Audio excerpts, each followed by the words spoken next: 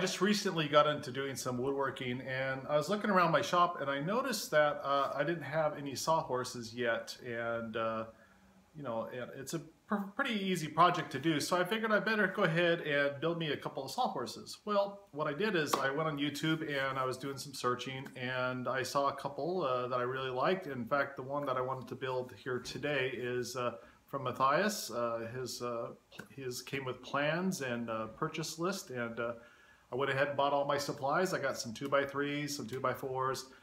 The only thing that I went ahead and did a little different from his was I purchased wood screws instead of nails. I just tend to like screwing my wood in rather than nailing them in. So hopefully it'll come out all right.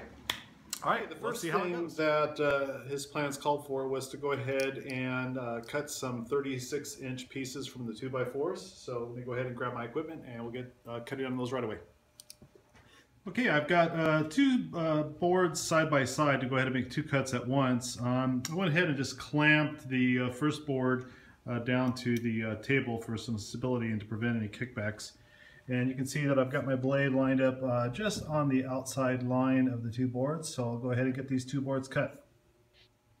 Okay, I got two of the boards cut at 36 inches. Let's go ahead and time to measure out and mark another 36 inches on these two boards and get those two cut.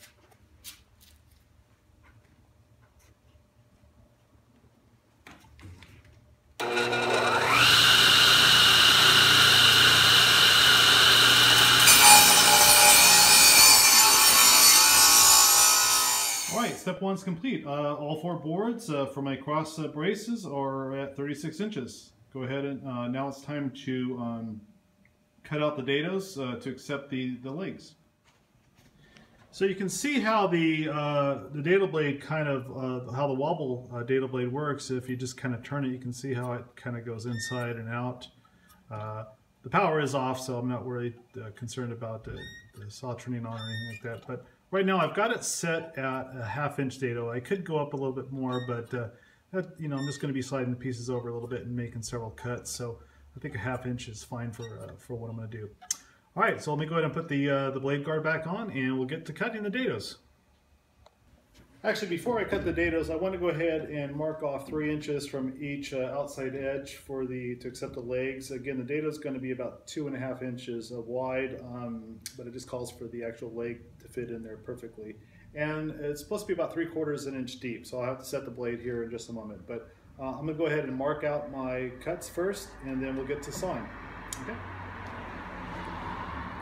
Actually, before I cut the dados, I want to go ahead and mark off 3 inches from each outside edge for to accept the legs. Again, the dado is going to be about 2.5 inches wide, but it just calls for the actual leg to fit in there perfectly. And it's supposed to be about 3/4 inch deep, so I'll have to set the blade here in just a moment. But I'm going to go ahead and mark out my cuts first, and then we'll get to sawing. Okay?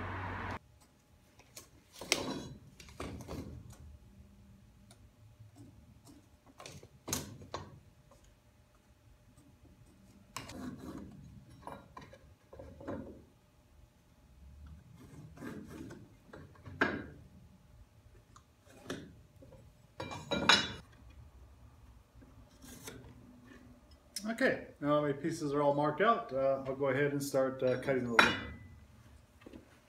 Well, it took some time, but I went ahead and got all the dados cut from the radial arm saw. You can see I went ahead and did it about 2.5 inches wide, 3/4 inches deep. It turned out pretty good. So I think I'm going to call it a day for right now because it's already getting dark outside, but tomorrow I'll go ahead and make the bevel cuts on the legs, and we should be able to start piecing together. Other than that, I just have my piece of scrap plywood to go ahead and cut the gussets out of, and we'll get it all hooked up. Well, now I was thinking about it. I figured since I'm going to wait the night, I might as well go ahead and glue up the two top braces here. I went ahead and drilled pilot holes so I don't split the wood. As you can see, I've already put a few screws in there just to place it. I've also put a good amount of glue. The glue will be pretty much the binding agent, but the screws will hold it in place. And I'll let that set overnight, so by the time we could do the bevels in the morning, these top braces should be nice and solid. You know, as you can see, my radial arm saw still has the old blade guard on it, and the exhaust port here is out in the front. Emerson did make a retrofit kit that for this model a couple years ago you used to be able to order, and they'd send you a free kit. Now what they're doing is they ask you to send the motor assembly back, basically to nullify the saw completely, and they give you a $100 certificate. But I like this saw. I want to keep it, so I went on eBay and I just purchased a new kit from another gentleman who bought another saw, so he didn't need it. So it should be arriving here in the next week or so I can't wait to get that all hooked up and get that put on. Okay, that's one Sawhorse that's completed.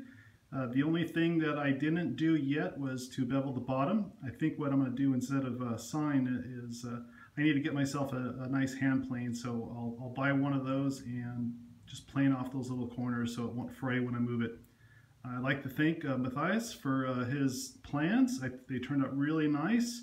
Nothing was too hard for this project, and like I said, it's a good second little project for me. I can't wait to build some more. Alright, it's time to put on the last gusset on the last Sawhorse here, so I'll go ahead and get that screwed in. Drill a couple pilot holes to begin with.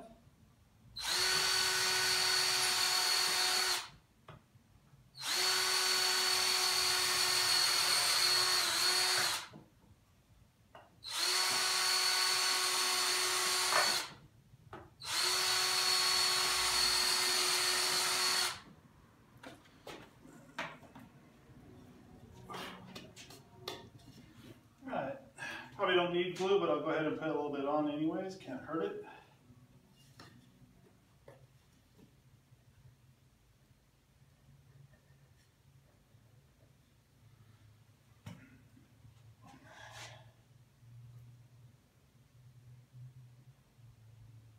Alright, get that set up.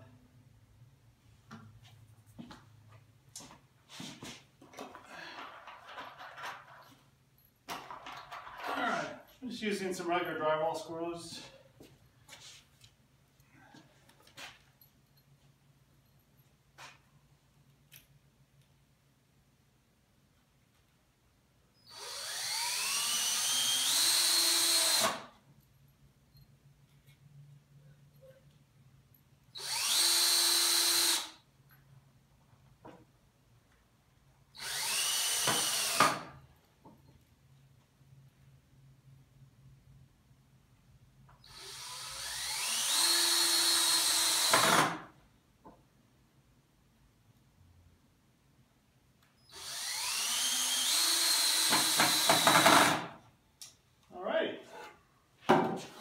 There you go. There's the second Sawhorse, all complete. Again, except for the bottom where I just got to taper off the corners a little bit, but otherwise, all complete.